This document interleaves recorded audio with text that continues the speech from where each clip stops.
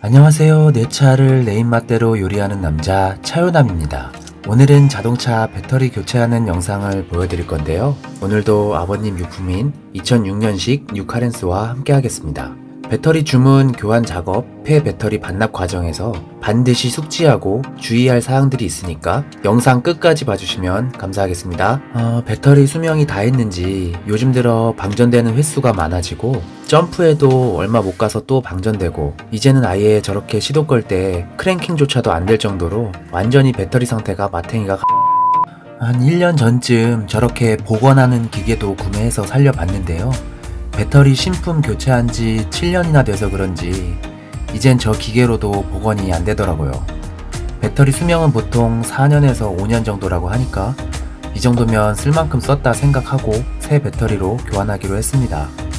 얼마 전 운행 나갔다가 배터리 방전으로 긴급 출동 서비스를 이용했는데요. 기사분께서 12만원에 교체를 권유했습니다. 근데 제가 누굽니까? 집에 오자마자 폭풍 검색을 해보니까 배송비 포함 7만원이면 자가 교체가 가능하겠더라고요. 우선 기존에 장착되어 있는 배터리를 육안으로 확인해 봅니다. 일단 로켓 배터리고 GB80L 이라고 써있는 게 보이시죠? GB는 아마도 General Battery, 발음 좋았고요. 일반 배터리라는 뜻인 것 같고요. 80L은 80리터라고 생각했는데 그게 아니고 용량은 80A이고 플러스 극이 왼쪽에 있는 타입이라 레프트의 앞 글자를 표기한 것이라고 하네요. 플러스 극이 오른쪽에 있다면 GB80R이라고 써있겠죠? 그러니까 배터리를 주문하기 전에 반드시 본인 차량에 어떤 배터리가 들어가는지 미리 확인해 보는 것을 추천드립니다. 네이버에서 자동차 배터리라고 검색하고 낮은 가격 순으로 정렬시켜 보니 이렇게 10원짜리들부터 막 검색이 되는데 저건 실제 10원짜리가 아니고 배터리 용량에 따라서 공임이 몇만 원씩 추가되는 그런 배터리 교환 서비스 상품입니다.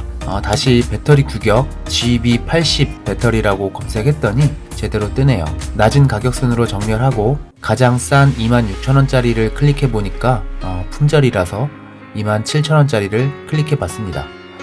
옵션에서 선택할 사항들이 많은데요. 첫 번째 옵션에는 차량 연식과 차종을 입력하고요. 두 번째 옵션에서는 배터리 브랜드와 종류를 선택합니다. 여기서 저는 로켓 일반 타입을 선택했고요. 세 번째 옵션에서는 용량과 플러스극 위치를 선택합니다. 여기서는 GB80L을 선택했습니다. 마지막 옵션에서는 폐 배터리 반납 여부와 공구 대여 여부를 선택하는데요. 우리 같은 일반인이 폐 배터리 갖고 있어봐야 뭐 하겠습니까? 여시나 바꿔먹. 아무튼 폐 배터리는 반납해야 할인이 많이 되니까 반납하는 것으로 하고요. 공구는 대여 여부에 관계없이 금액은 똑같으니까 본인 상황에 따라 선택하시면 되겠습니다. 이렇게 주문한 새 배터리가 도착했는데요. 저렇게 충격에 안전하도록 스티로폼으로 포장되어 배송되었네요. 열어보면 자세한 설명서도 있고요. 배터리 박스를 열어보니 주문대로 로켓 GB80L 배터리가 들어있네요. 배터리를 드러내면 바닥에 저렇게 품질 보증서도 있습니다. 혹시 모르니 잘 보관하시고요. 저는 이참에 부식된 터미널도 교체하려고 플러스극, 마이너스극 한 개씩 함께 구매했습니다. 이제 교환 작업을 시작합니다. 배터리 신품과 구품을 비교해보면 신품은 점검구에 저렇게 선명하게 녹색빛이 보이는 반면에 구품의 점검구는 이등병 남은 군생활 마냥 깜깜하죠. 우선 구품 배터리를 탈거해야 하는데요. 배터리를 탈거할 때는 항상 마이너스 단자부터 탈거해야 자동차 내 각종 전기장치에 무리가 가지 않습니다. 저는 터미널도 교체할 거라서 마이너스 터미널을 고정하고 있는 12mm 너트를 먼저 풀었습니다. 그리고 나서 마이너스 단자와 터미널을 고정하고 있는 10mm 너트를 풀어줍니다. 이렇게 마이너스 터미널과 단자를 분리했고요. 분리해보니 마이너스 단자는 뭔가 흰색 가루들이 많이 붙어있네요. 요게 황산염이라는 건데요. 배터리를 오래 쓰다 보면 생긴다고 하네요. 가끔 청소해주시면 원활한 전류순환에 도움이 된다고 합니다. 이제 플러스 터미널과 단자를 탈거하려고 하는데 뭔가 터미널 생김새가 신품이랑 다르게 생겼는데요. 자세히 확인해 보니까 터미널이 다르게 생긴 건 아니고요. 마이너스 극과는 다르게 알터네이터 발전기로부터 생성된 전기가 유입돼서 충전되는 배선이 하나 더 연결되어 있습니다. 일단 10mm 고정 너트들을 풀어주고요. 저 충전 배선 고정 너트는 풀어줄 필요가 없었는데 작업할 때는 구조를 잘 몰라서 풀어버렸네요. 그리고 플러스 단자와 터미널을 분리하고 나서 터미널을 탈거하려고 보니까 커버와 터미널이 요상한 구조로 결합되어 있었는데 일단은 배터리부터 드러내고 탈거하기로 하고요. 배터리를 드러내려면 배터리 바닥에 고정 브라켓을 먼저 제거해야 합니다. 배터리 앞쪽에 저렇게 12mm 볼트로 고정되어 있고요. 뒤쪽에는 따로 고정하고 있는 건 없네요. 이렇게 연결대와 12mm 복스알을 이용해서 풀어주고요. 배터리를 드러냅니다. 이제 문제의 플러스 터미널을 탈거해야 하는데요. 저걸 어떻게 빼야 할지 몰라서 이리저리 돌려봤더니 커버 모가지 부분에 뭔가 체결 부위가 있길래 지렛대 원리로 제껴서 풀어봤는데 저건 그냥 커버와 배선이 고정되는 부분이었을 뿐이네요.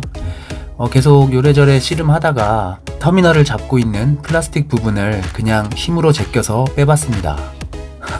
허무하게 그냥 힘으로 제껴서 빼내니까 빠지더라고요. 터미널을 잡고 있는 부분은 이렇게 세 군데인데요. 요걸 뒤로 제껴서 풀면 빠집니다. 근데 또 문제가 생겼습니다. 새로 산 플러스극 터미널 볼트 두께가 기존 배선 구멍과 안 맞네요. 기존 터미널 볼트 지름은 한 4mm 정도 되는 것 같고 저 구멍 지름이 한 5mm 정도이고 새 터미널 볼트 두께는 한 8mm 정도라서 저 구멍을 드릴로 뚫어서 더 벌려줄까 하고도 생각해 봤지만 일이 너무 커질 것 같아서 참고 힘들게 탈거한 기존 터미널을 다시 체결했습니다. 그리고 아까 쓸데없이 벌려줬던 커버 모가지 부분을 다시 끼워주려고 하는데 이건 또 왜 이렇게 안 끼워지는지 굳이 안 끼워도 될 것 같아서 그냥 저대로 뒀습니다. 여러분들은 터미널 교체하실 때 미리미리 사이즈 확인 잘 하시고 구매하셔서 저처럼 쓸데없이 삽질하지 마시길 바라겠습니다. 그런데 다행히 마이너스 쪽은 터미널 볼트 구멍이 넓어서 새 터미널이 딱 맞게 들어가더라고요. 터미널 고정 너트 체결해주고요. 이제 새 배터리를 올려줍니다. 새 배터리는 좌우 양쪽에 환기 구멍이 막혀 있는데요. 이걸 반드시 제거해줘야 합니다.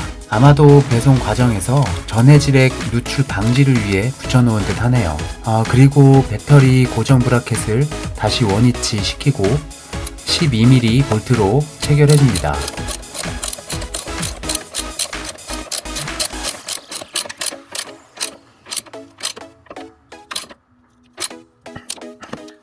이제 터미널과 배터리 단자를 연결시킬 건데요. 배터리 터미널을 연결시킬 때는 탈거할 때와는 반대로 플러스극 먼저 연결시켜줘야 합니다. 마지막으로 이렇게 마이너스극 터미널까지 연결하면서 배터리 교체 작업은 완료됐네요. 그리고 새 배터리 배송 받으시고 나서 꼭 유념하셔야 할 것이 있는데요. 배터리가 무겁다 보니 아마 대부분은 작업 전까지 그냥 현관문 앞에 놔두실 수 있을 것 같은데요. 그렇게 되면 새 배터리를 폐 배터리인 줄 알고 그냥 회수해 갈 수도 있으니까 교체 작업 일정이 좀 지연될 것 같으면 미리 판매처와 폐 배터리 회수 일정을 조율하시기를 추천드립니다. 폐 배터리는 양쪽 환기 구멍을 저렇게 테이프 같은 걸로 막아주시고 원래대로 다시 포장해서 현관문 앞에 내다 놓으면 회수해 갑니다. 이렇게 모든 작업 완료했더니 일발 시동 잘 걸리네요. 그럼 배터리 교환 작업 주의사항 나열하면서 오늘 영상 마치겠습니다. 시청해주셔서 감사합니다. 구독과 좋아요는 돈이 들지 않습니다.